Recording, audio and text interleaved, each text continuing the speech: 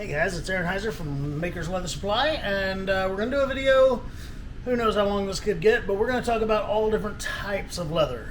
This has been a highly requested video, and the easiest and best way I know to do it is just to walk through our warehouse with you and show you different stuff. So come on.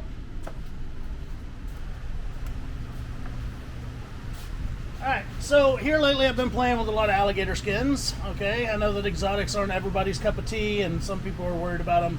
But anyway, we just hung these here, so they just happen to be the first thing we came with.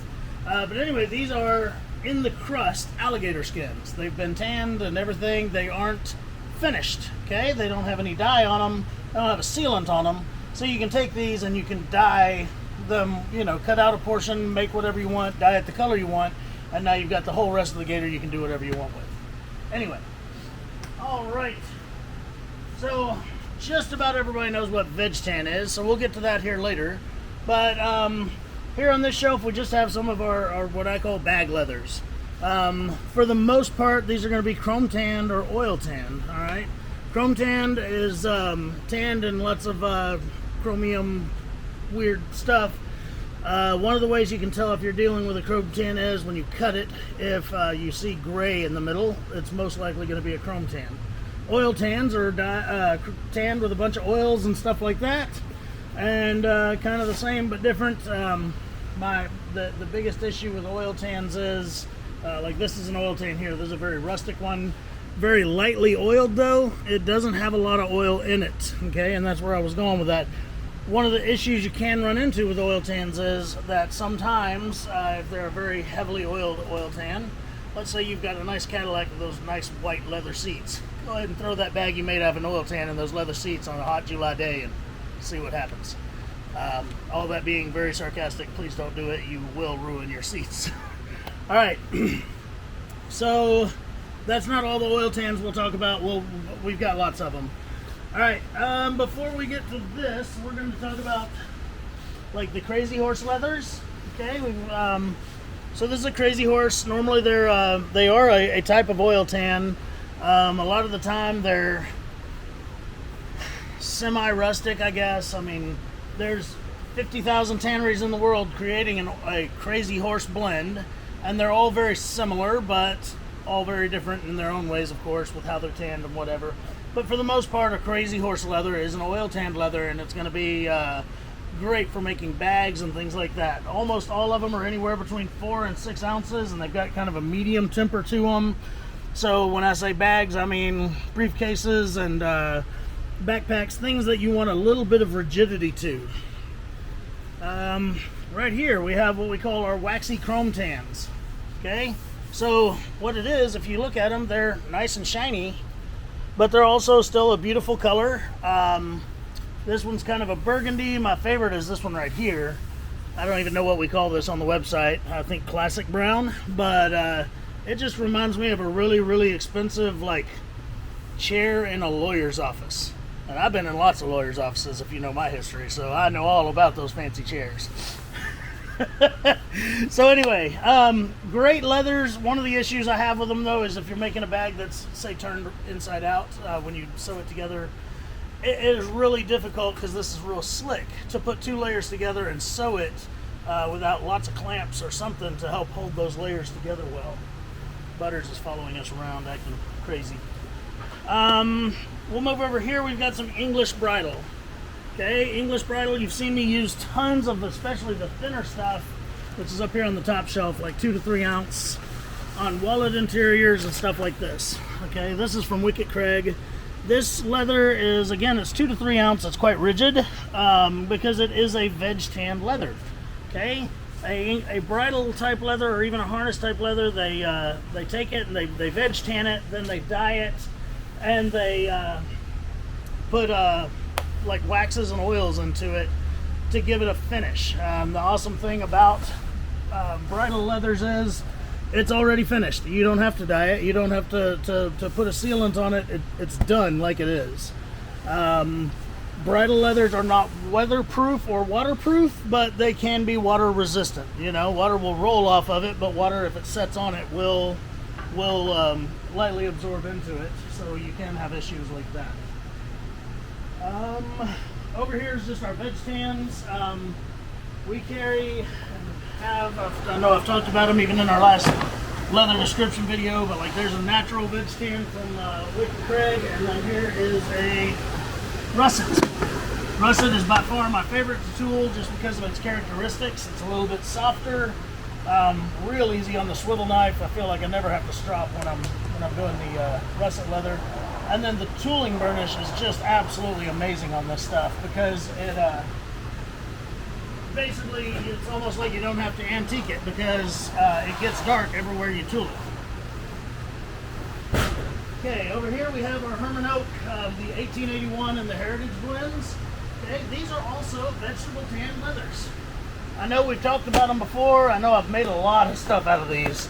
I just love this leather. But it is basically, it was made to be a high-end, like upholstery type leather. Okay? Still has kind of a rustic feel to it. It's waterproof. It is really cool leather, but it's got a price tag on it. So amazing to make bags and stuff like that out of. I just posted on our Facebook. We had a guy come in for a private lesson over the week to learn how to make the Mansack messenger bag. He just wanted to learn some bag techniques. Anyway, I made mine out of this stuff that I made beside him, and great bag. All right. Let's keep walking around the warehouse. All right, continuing on, we had to pause the camera. The rain's getting pretty heavy out there, and we are very, very happy to have some rain here in Texas, so we're not going to complain about that.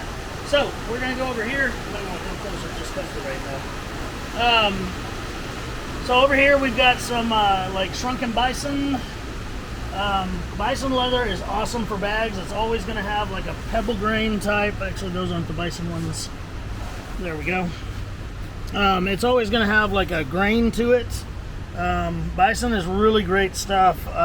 Again, if you're doing rustic type stuff. And then also when I'm making bags or something out of it, I usually will add in a smooth leather too for a really nice contrast. These right here, this is the exact same leather as our Crazy Horse. I'm sorry. The exact same leather as our Crazy Horse, but it's been given a pebble grain. It's not smooth like the Crazy Horse itself is. So anyway, it's the exact same leather. It's Crazy Horse leather, but it's got a pebble grain to it. I'm not seeing any RMT stuff. All right, carrying on. Here we have stingrays. Now a lot of stingrays are going to look like this. They'll be solid color. They'll have that little eye in them, you know. But some stingrays look like this. Not in the wild, of course, just after they've been crazy tanned. So stingray is a really neat leather to use for accents and stuff like that, but it is very difficult to work with because the little shiny beads you see here, maybe you can hear it, those are really hard to sew with, especially no matter if you're doing it by hand or with a machine. But they do make really neat accents and inlays and things like that. Up here we've got our shearling. Okay, when we talk about shearling, this is all, what is it? It's either vegetable tanned or bark tanned. I can't remember I think it's bark tanned. But anyway, same stuff they use on saddles and stuff. It's very safe to use in like gun holders and stuff like that. And we're gonna have to pause this. All right, folks, the store got busy and Janie is taking care of that business, which the good news is now that I'm behind the camera, you don't have to stare at me anymore. Lucky you. All right, so we're going to move on. We're going to talk about suedes. These are suede double butts, okay? Matter of fact, let me throw one out here on the table for you to look at. We got big ones and we got little ones. Sorry, that's a suede kid skin right there. Whoop. Let me get my camera to cooperate. There we go. All right, so that's a suede kid skin. All right, suedes come in different weights. Sometimes they are just a split where they split off the what's called the grain side of the leather, and all you've got here is the flesh side of the leather with the suede stuff. So it's rough on both sides. Okay. So this is the unfinished side, you can tell because there's the tannery's mark on it and stuff like that. And then here's the finished side. It's a little bit softer and prettier, and it's more suede-y. So, anyway, do you want to do it again? All right, Janie's back, so you are going to have to stare at me again. So, anyway, so that's a suede kid skin. Then I'll show you like suede double butts. These are going to be heavier, a little bit thicker. But if you're lining bags and stuff like that, these are a beautiful option. So that is a good quality suede. I've never messed with a lot of suedes because honestly it's very hard to order them online, because sometimes all you're going to end up receiving is a really crappy like split, and you don't want that. You want a nice quality suede. So anyway, those are that's pretty much my spiel on suedes. Again, I've never really used them a lot, but they are great leathers to use for linings and stuff like that. Alrighty, let's see here. We'll just kind of, I'll worry about those later. Okay, so here are some chrome tanned leathers right here. Okay, this is part of our basics collection, or I think that's what we call it.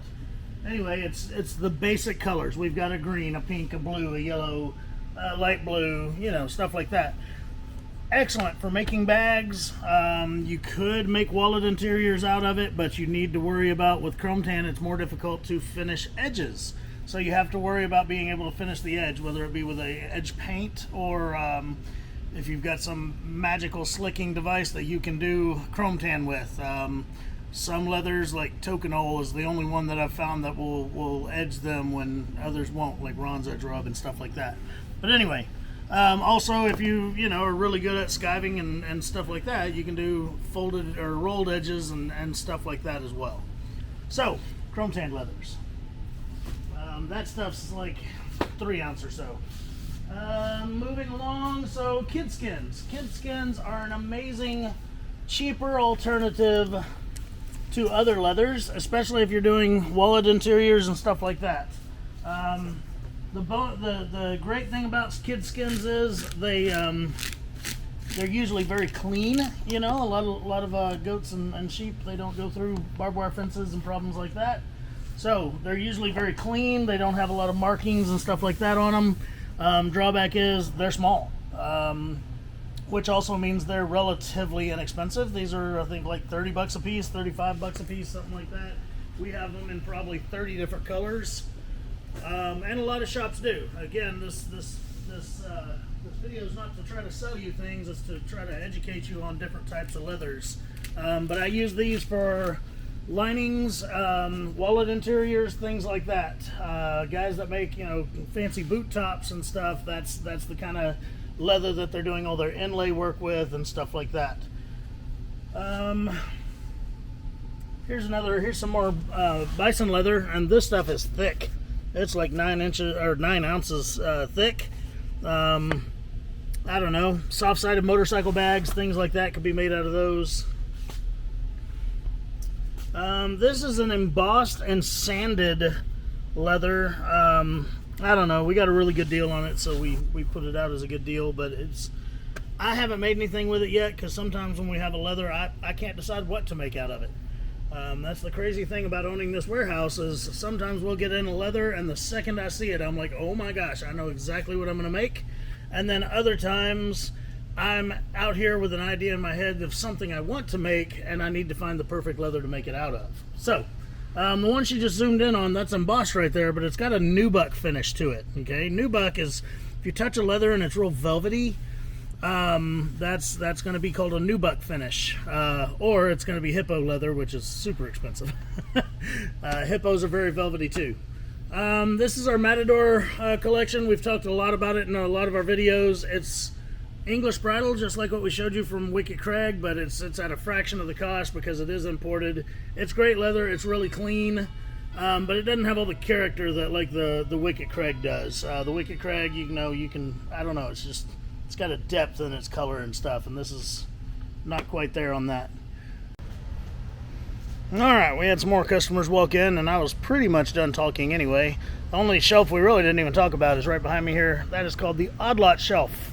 Okay, if you're ever part of our big Odd Lot sales that we do on Facebook and everything, a lot of leather we get in that's just onesie-twosie, like it's not enough to list on a website. we throw it on the odd lot shelf. Or maybe we got in a whole thing of leather, we are listing it on the website, but then we've got these 3 pieces that are just way smaller than all the others. Again, they go on the odd lot shelf. Stuff like that. So that way it can be priced at a lower price, and we can get it out of here. Anyway, hopefully that helped people learn a little bit about different types of leather and everything. Feel free to leave comments. I answer every single question that's put in the comments as long as I can. If I can't, I'll let you know I can't.